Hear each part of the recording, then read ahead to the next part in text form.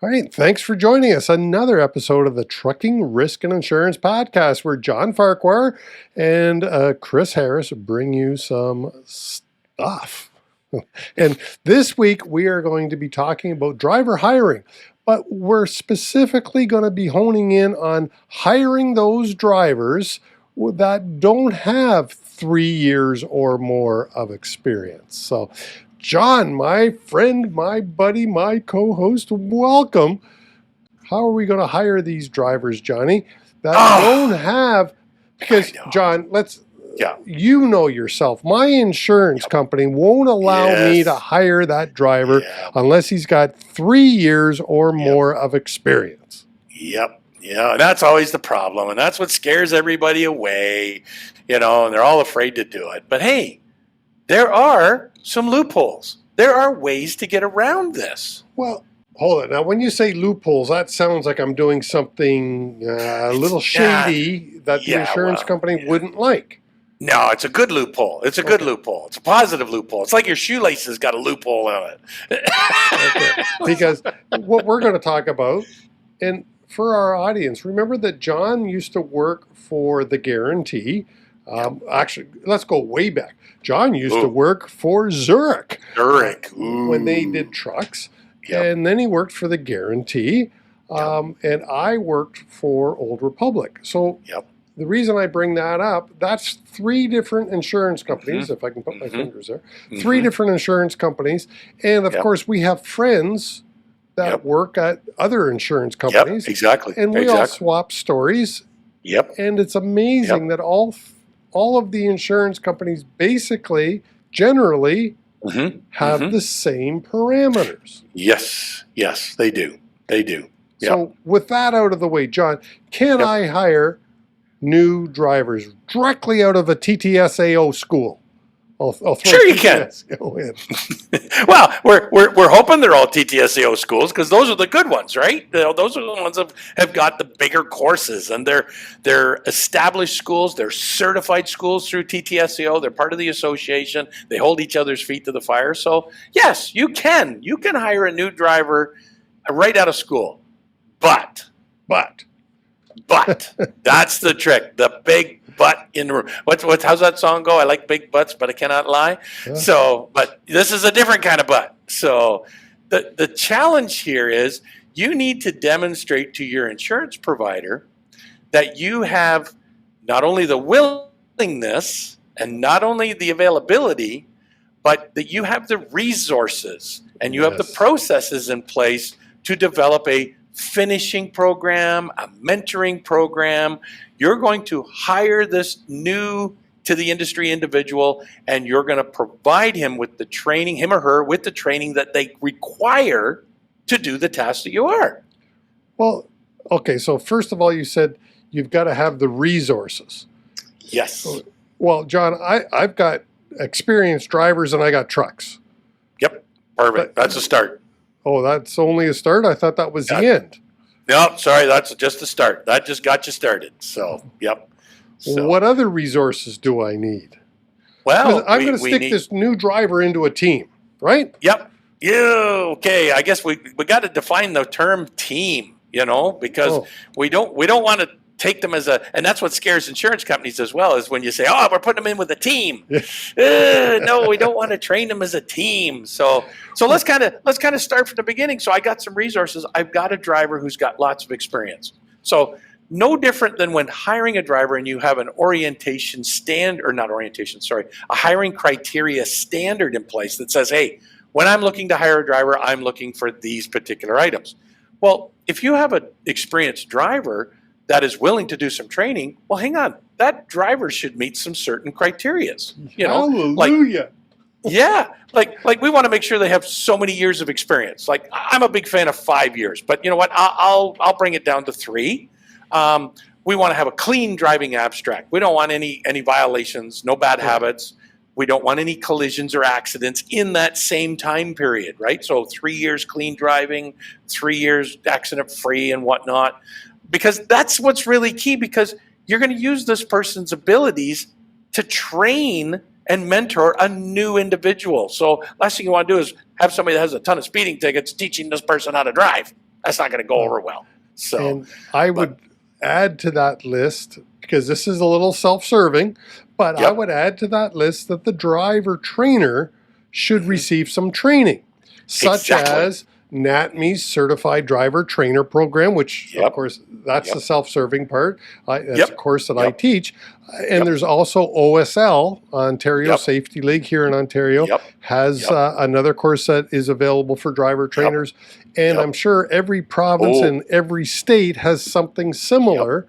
Well, our friends down in Caledonia have a course called Triple LC. Yes, Triple LC, which is North American wide as well. It is, and very much recognized. And let's shout them out. That's Avatar Fleet out of Cleveland. They developed that program. And, you know, our friend in Caledonia, of course, is KRTS.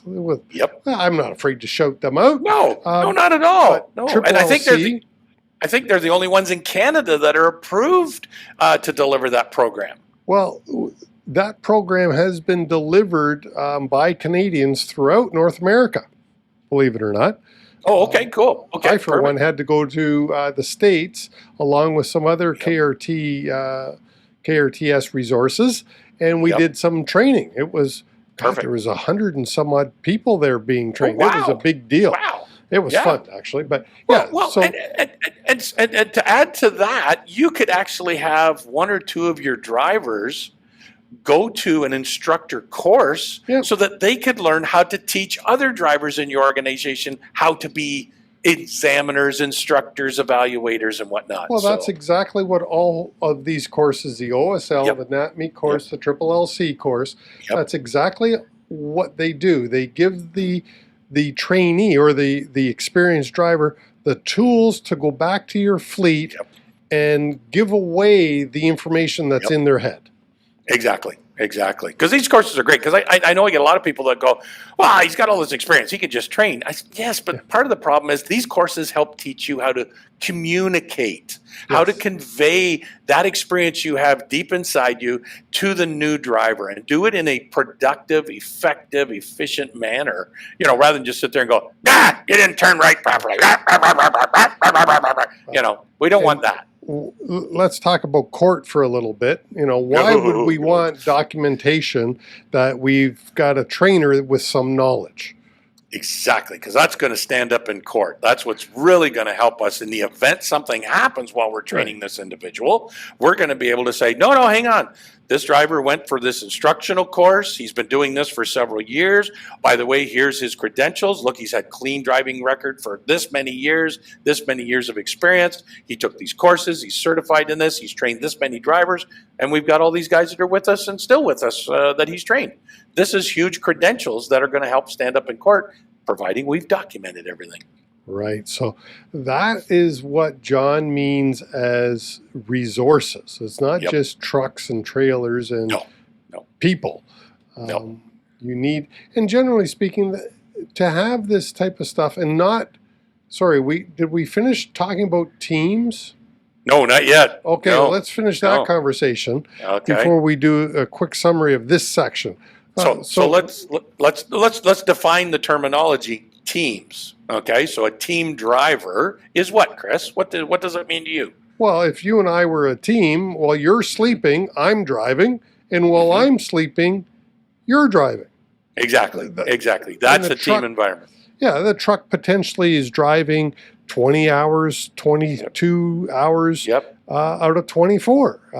That, to me, is a team. Correct. And I think you tell me if you agree with this. If you are a brand new licensed driver and you're my team buddy, how am I supposed to sleep? You're not going to sleep. And get my rest while you're out there driving and you've got no experience. You've got my life in your hands. That's right. Yep. So it's not going to happen. You're not going to do it very well. So. And what are you teaching that new guy? Now, again, I'm not going to be in the bunk for 10 hours straight. I'm going to teach the guy maybe 2 hours because I do need my 7 to 8 hours sleep. Exactly. What you're better off to do is what I call, and I think it's an industry term that's known, a super single. Right. Yes. Where you've got two people in the vehicle. You're not going to be both putting in your 11, 13 hours driving each. What you're going to do is say, hey, maybe the truck in total might do 15 hours worth of travel time.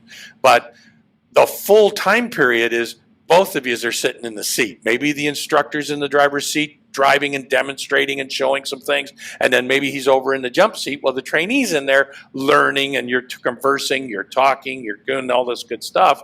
And then when we park it for the evening, we both go to sleep. And a lot of trucks nowadays have got the double bunk system in the truck. Or, you know what? I get some companies that will take and do it, and they'll do it on a short run. You know, we're going to go to maybe Cleveland and back, or somewhere down to Columbus, Ohio and back. And then we'll go down and we go back. It might be too far for one guy to do, but two guys could do it, and we could still get back and then go home for the night, and we'll start again the next day. Yeah. So, but this is what's really key, because you can't put the trainee in a situation where there's no instructor there to instruct and advise what they need to be doing, what they may be doing wrong, how to do it correctly. That's what training's about. I don't know that I've ever been in a training situation where nobody's been there to tell me what to do. Well, let me ask you another question that I get asked by trucking companies looking to do this. Yep. But I hired the driver from a TTSAO school. Didn't they get trained? They got trained to 200 hours. That's what they got trained. Many of them 103 and a half. Yeah, exactly. So, right. So which, they're not. By the way, is only 44 hours behind the wheel? It's not very much. No, right. It's not very much. So it's scary. Yeah. You know. So it's about 40 some odd hours behind the wheel. Yeah. Is that enough training for 80,000 pounds of rolling death?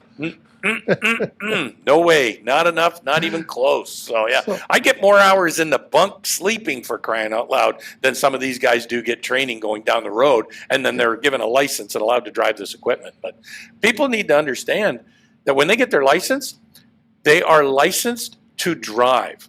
It doesn't mean they know how to drive. It doesn't mean they know how to operate that piece of equipment. And keep in mind, what were they trained on? You know, it might have been a single axle Mack, for crying out loud, with a 40-foot trailer. You know, it might have been something that wasn't even close to what you're hauling. You've got this big double bunk Freightliner, you know, and a 53-foot trailer, and it's a reefer. They never hauled a reefer before. What do I do with that? How's that work? Also, most of the schools don't have any mountains that they can take them on. They don't have. They can't legally do cross-border. So that's another experience that the driver hasn't had yet. Well, and there's a good chance that they're probably doing most of the training on good weather days. Yes. You know, so we're not running out there in snowstorms and thunderstorms and heavy rain, night travel. I don't know too many schools that do training at night. Most of it's during the day. You know, instructors don't want to work at night. They want to work during the day. And that's why I call the training that we're promoting today finishing training. Finishing training. Because exactly. The drivers, and it's not because you're Finnish. Right. Or from Finland. Is that right? Yeah. The driver comes out of a good driving school with good tools. Right. And now we're going to teach the driver how to use those tools. Correct. So we're going to help finish the program. Yep. That's all it is. That's right. Yep. Got to take it to the next level. And should we be documenting any of this? Well, yes, we should. However, one of the things that we really need to focus on in order to properly document is we should have a training structure in place. Oh. We should have something that says what we're going to train on, so we can document what we've trained and then evaluate that process to say how well that driver's done. So if we don't have a structure, we're going to be in real trouble, because you can't just send a guy out with another guy and say, yeah, he taught him everything. Really? Are you sure? You know, it's like having the checklist. Did I go through everything? Did I catch everything? Did I forget anything? Well, and I don't know. Does anybody have a checklist for this type of finishing program, John? We do. Oh. Yep. Thought I'd segue right into that. There's not a lot out there, that's for sure. Now, Well, with that said, we could kind of, give a little, a little segue. I don't know if it's segue anyway. Little toot out to the colleges and trades, colleges and universities. yeah. I can't remember the name of it now, anyway. But it's a government body that was developing what was called the apprenticeship program that was built a number of years ago for the trucking industry, but it's not widely used. And and I think part of the problem why it's not widely used is there any longer a financial gain to it? I think there was some tax benefits to it, but from what I understand, they weren't huge. And I think that's what deterred. Because, again, back to the resources, it's going to cost money. The motor carrier has to invest in the program because you're going to pay the driver trainer, you're going to pay the trainee, you've got to pay for the fuel in the truck, so hopefully you got some freight in the box. These are things that have to happen. But you can't look at it, there you go, Ontario Colleges of Trades. So you can't look at this as a cost factor. You've got to look at this as an investment into your drivers, which will be an investment into your organization, which will help you reduce incidents, crashes, violations, and retention. It will improve your retention. You'll be able to keep these drivers longer because they will appreciate the training that you're going to provide them. Whoops. And I always like the one, what's that old phrase that so there's some guys go, yeah, but what if I spend all this money and train him and then he goes somewhere else? Yes. And I was like to throw in the other aspect of, well, what if you don't train him and he stays? Now we're going to have a real problem. But, if we invest in these drivers and treat them properly, they're more likely to stay with you because they're going to appreciate what you did for them. Well, you're investing in them. It's proven statistically that when we invest in our people, they do appreciate it and they become a little more loyal. I don't know how much more loyal, but they do become more loyal. But the other part where I thought you were going to go with that is what happens if you don't train him and he crashes? Exactly. That's going to cost you a whole lot more money than if you had spent the money to train him. Yeah. Now we're into huge deductibles and costs for cleanup and crash materials and collision and downtime with the truck and trailer and everything like that. So, it doesn't take long. There, I'll come over beside you, John. Oh, hey, this is getting cuddly. I like this. All right, so on the screen now, and for those of you who are listening to us, you're going to have to download it. We'll put the link, or you'll have to reach out to John. Yeah, got to reach out to John. We can talk about this. So, I just pulled this up. Look at, John, you've written an instruction sheet? Yes. So, because one of the neat things is, and you and I've seen this many, many times, Chris, where, we see evaluations being done, whether it be a road evaluation, and we've talked about these before with road evaluations, is a scoring mechanism. Yeah. You need a methodology behind your scoring. Checks and X's don't work anymore. We need to say what level of evaluation we're providing. So, because the sad part is, when you're evaluating and training and mentoring, finishing training with a new individual, you want to be able to show some of those strengths and weaknesses. And you can't do that with a check mark. If your check mark is satisfactory, well, what's satisfactory? Yeah. And, just as an aside, I'm once again listening to a, what do you call it, a book that is older, but God, everybody should listen to it at least once or read it. Dale Carnegie's How to Win Friends and Influence People. Sure. So I've got the audiobook and I've listened to it probably 3 times. And one of the things that he talks about very specifically is when you praise somebody, be specific in the appraisal or the praise, as well as be specific in the areas that we need to improve. So one of the things that I like about your system here is I can say, hey, your right turns are really good. And so tomorrow when we start, we're going to work a little bit on your left turns. Yep. Perfect. Exactly. So, because not every day does the new driver, not every day does every driver do everything correct.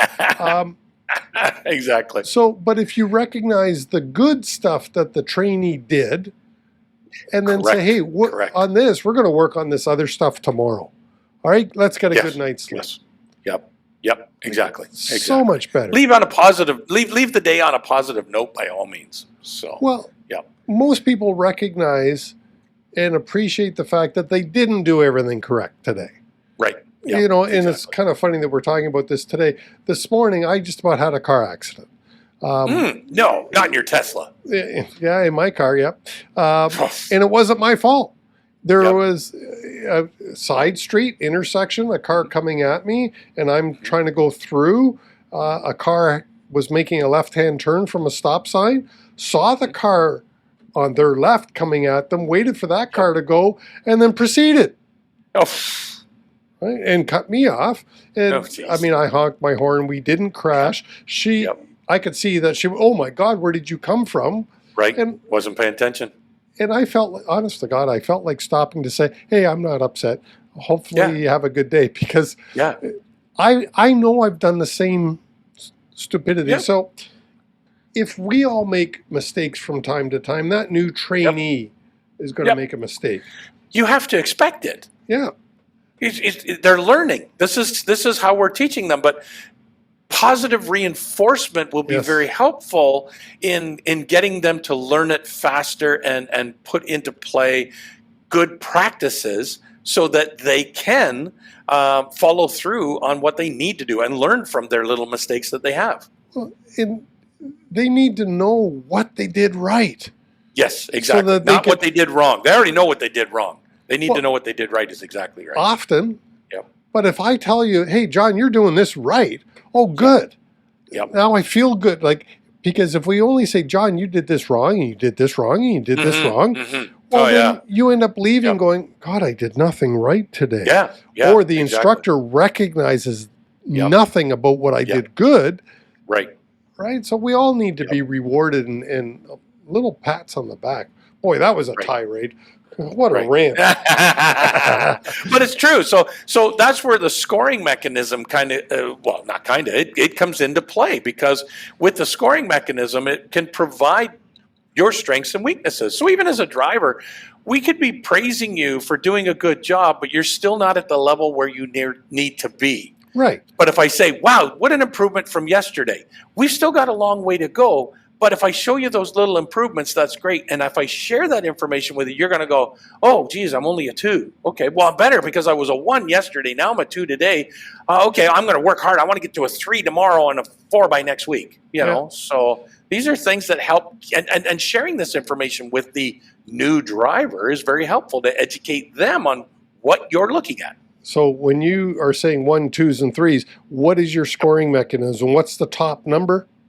So in my case here, the top number is a 5. Yes. So I just wanted our listeners to hear that. One is exactly. 1 is the lowest. 1 means is inadequate. You're unable to complete the task and understand how to do the task. 2 is we're deficient. We're unable to complete the task or unable to complete or understand all the tasks without direction. And then 3 is, hey, it's acceptable. We're able to complete and understand all tasks with some direction.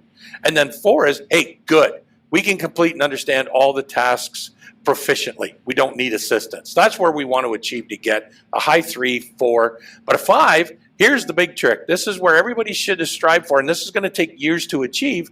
The 5 is, you're very good, which means you can complete and understand all tasks with the proficiency to instruct others. This is where you become the trainer, So this is where years of experience with no violations and no collisions and whatnot, no bad habits, and you hone your skills. This is what's really key, guys, that if you're going to learn how to be a driver, you have to continuously train. So the finishing training gets you into the job to the point where you can operate a vehicle proficiently, and then continuous training to keep that up, build your skills, become an instructor one day. So that's excellent. So a scoring mechanism of 1 through 5. So when you were talking about a 2 and everything, I just wanted our listeners to understand. What are we going to mark them on? Well, we should have a document of sorts where we can track these scores. We want to provide, have some guidance by all means, that structure that we talked about, to be able to go, well, what are we looking at? What areas of training are we providing training on? So, and that's where this guidance document here, these guidance standards is a great start. These were all, borrowed, I guess we could say, from the colleges and trades, where they were developing that the apprenticeship program. So it was like, it's there, it's free. It's use it. Let's put it into play. Let's create some guidance documents. So this document here would be provided not only to the training driver, but to the trainer as well. So both parties would know, okay, what are we going to focus on? And maybe we don't, I'm pretty sure there's a lot here. We're not necessarily going to focus on everything every day. We might focus on certain things that we need to focus on today. Right. And what I like about this, first of all, it's documentation. Yes. Which is so important. And again, if you need a copy of that, John would be happy to share his document. Whoop. Look at that, John. John would be happy to share the document with you. And let me see if I can put myself back there. So reach out to John. I have a version of this document. Mine's a little bit different. Not as fancy, maybe, but mine's in Word. Yours is in Excel. Yep. Both. The main thing that we are trying to say to you is document. Now. Yes, exactly. The next question. Yep. How many hours, John?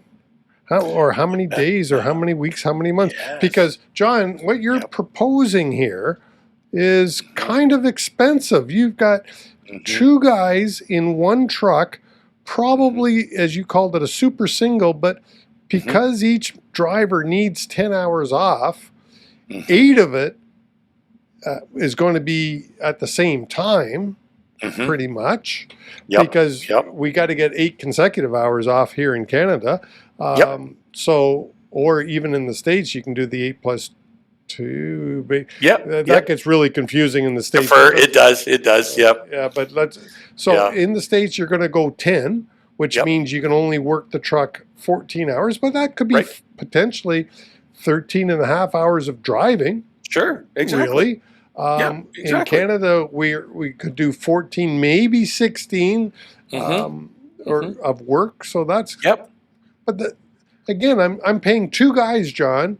For what is just a little bit more than one man's work. Well, it's an investment again. It's an investment into your operation. It's an investment into your culture.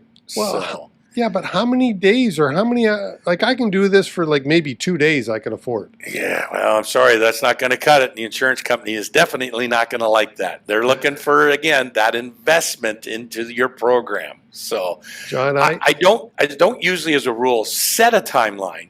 Okay. But what I do like to say is, you need to focus on how that individual is developing along. Might take 3, 4, 5, 6 weeks, 8 weeks, 12 weeks. It depends on the individual. So you have to be prepared to commit to get that driver. I have some companies that go minimum 3 months, no ifs, ands, or buts, minimum 3 months, which totally understandable, that you're making a true commitment. The carriers that approach me and listen to my advice, I say minimum 6 weeks. It would be an exception. It would. An exception to get down to 4. Yes. That would be an absolute star. But 6 weeks would be my advice, and be prepared to go much longer if the individual shows promise, but just needs a little more finishing, a little more experience in certain areas. And I had one carrier that reached out to me, and when I finished talking to him, he said, well, that's going to cost me at least $10,000. And I said, yeah, probably. And his problem, John, quite honestly, is he was in the construction business and very seasonal. And he said, if I invest that kind of money into a man that's only going to work for me or be with me for a total of 9 months before I lay him off because of the nature of their work, he realized he just couldn't afford the investment. That's right. Well, that's when you got to dig. Yeah, that's when you got to dig deeper to find the guys that have got the experience that'll come work for you. Yeah, but there are many companies that do work 12 months of the year that can afford this type of an investment. And I would encourage you to do so. Yep. Because John, yes. Now, one thing I would caution is don't get too many of these programs going at the same time. I know some insurance companies, I've heard some insurance companies say no more than 10%. Sometimes I think that's high. Old Republic, that was one of the rules, no more than 10%. And you're right. Right. Yep. If you have 100 drivers, that means 10. 10. Well, 10 drivers this program. Now you got 10 drivers plus 10 trainers. Yes, exactly. So that's the trick. You can't you don't want to be just using just a senior driver. You need to have that qualified trainer driver, who's gone through the process, who's meeting your standard criteria for being a trainer, So, and sometimes out of a fleet of 100 trucks, you might not find 10 guys that want to do training. You might only find 5. So if that's the case, then only do what you can handle. Well, not just that. And I've heard some insurance companies say a minimum of 30 trucks before they'll even entertain it, because in their belief, you just don't have the revenue structure to do this 6 weeks minimum of 2 men being paid for one man's job. Really is what it comes down to. So you do need the financial resources as well. And I'm not sure I'd put a line in the sand like 30 trucks or 50 trucks. But I would ask that, prove that you've got the financial resources to pay 2 men or 2 people for one person's work for a minimum of 6 weeks. How's that going to play out for you? Right. Exactly. You really have to sit down and think this out, plan this out before you do it. Don't just willy-nilly go, well, I need drivers today. We can't find any. So why don't you go over to that school and see if we can hire 6 guys today? No. You really need to think this out. You need to make sure you've got the structure, the infrastructure, the resources to pull this off, the training of the drivers. So even if you decide today, okay, I want to start hiring new drivers out of school, well, hang on. How many drivers I got that want to train and are willing to go get trained to be a trainer? So I need to go that process first. And that could take you several months to get them through the courses, depending on when they're running. Right. So it takes forethought, planning, resources. And when I was with Old Republic, we asked for the plan. So we wanted the plan in writing, not just, oh yeah, I'm going to do this. And for our listeners, I haven't been at Old Republic for 8 or 10 years now. So whatever rules I'm spouting today may have changed. Right. But I think you're on the right wavelength with all insurance companies. They want to know what's your plan, regardless. I'm sure what I'm saying here isn't. I don't know if an insurance company would say, no, I don't want a plan in writing. No, exactly. I don't need it. Exactly. Yeah, exactly.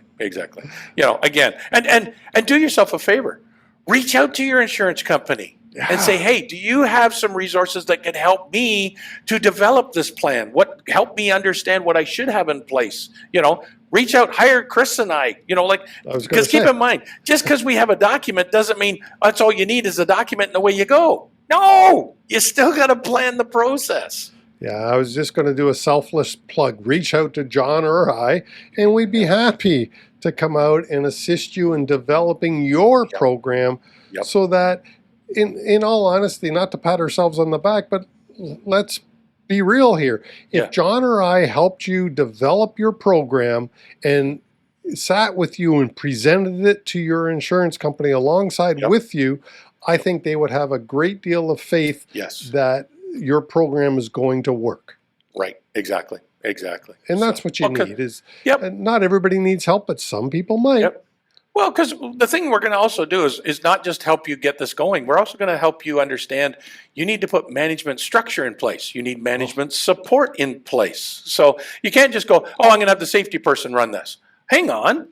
That safety person's got all those other duties that they were doing, for crying out loud. So now we need to go, hey, no, maybe we need a driver manager for the driver trainers and make sure that they have a resource to come back to, because they're going to have a ton of questions. Well, and the dispatchers may go, well, there's 2 guys in this truck. Why aren't they running 20 some odd hours? Exactly. Yeah. You Sorry. got to set the expectations up. Yep. Everybody needs to be involved. Yep. So because even your dispatchers can provide route planning to go, hey, we've got a couple of perfect lanes that would be great for this opportunity because we could get them down there and back, and then they could have their off time at home. Hey, this would be perfect, or maybe, wow, could we start the driver off in maybe with the local guy, do that for the first 2 weeks to get a good understanding of backing and pre-trip inspections and all this stuff just locally. And then we'll go, okay, let's go regional. Maybe we're going to run them to Montreal and back. Wow, what a great idea. Yeah. Because today with the congestion we got going on, one driver can no longer do a turn to Montreal and back. But a super single could easily do that. And that's a great learning opportunity, running up down to 401 into 2 big cities. It would be. And as we approach our time here, John, I just want to throw one last thing in. We need more women. Now, since many of the trainers will be men, one suggestion I do have out there for the companies that want to do this, the Toronto-Montreal route would be fantastic for a mixed trainer and trainee. And I would further suggest an in-cab dash cam. So a driver-facing dash cam and it's to protect everybody. Yes, I'm making that suggestion. I mean, I believe in forward-facing dash cams at all times. In this situation, if I had a mixed team, in today's world, I'd be apprehensive in bringing a female driver with me unless I had some protection. And I think a driver-facing dash cam is an appropriate use of protecting me. And I'm sure leave a comment if you disagree. Or if you agree, because I'm sure that's controversial. I would feel better if I was a trainer with a female in my truck. I would feel much better with an in-cab dash cam. It's not even a bad idea, even if it's a male trainee that you're with. You still need, again, back to documentation, evidence, video proof, everything to cover. God forbid somebody accused us, say you and I were driving down the road training, and somebody accused us of doing something wrong, getting involved in a crash. That inward face camera is going to show due diligence by saying, no, look, these guys were doing everything they were supposed to be doing. They were attentive. They were paying attention. So it's going to exonerate us. Wouldn't it be wonderful to have a forward-facing and a driver-facing dash cam for the situations where to justify, John, I'm sorry, you just aren't getting it. I'm going to have to let you go. And now John's all upset because he spent thousands of dollars at a reputable school because they're not inexpensive, and you're not hiring them. Wouldn't that be the perfect opportunity for John to say, yeah, but Chris, you put your hand on my knee. Okay. No, I want an in-cab dash. All right, Johnny. With that, I think we should wrap this one up. So that was mentorship. John's got a document that he is more than happy to share with you. Reach out to John. His email is in the show notes down below. His is in Excel. Mine's a little bit different. Mine's formatted differently, I'll say. Mine's in Word. But whichever one you would like, reach out to one of us and we would be happy to give you a hand with that. Because I don't think it's going to be something we're just going to give to you. We want to have a conversation. How are you going to utilize it? How can we help you to better understand the use of it and whatnot? It is a very powerful document. So it needs to be used with some wise eyes. So while you're at it, though, make sure that when you're looking in the notes of the show notes, make sure you like and subscribe. Leave us a comment. Please. We love comments. We love to read them. Tell us how good we are or how bad we are, one of the two. And with that, I will say that's it for this week on the Trucking, Risk, and Insurance Podcast with your hosts, John Farquhar, Summit Risk Solutions, and Chris Harris of Safety Dawg. We are out.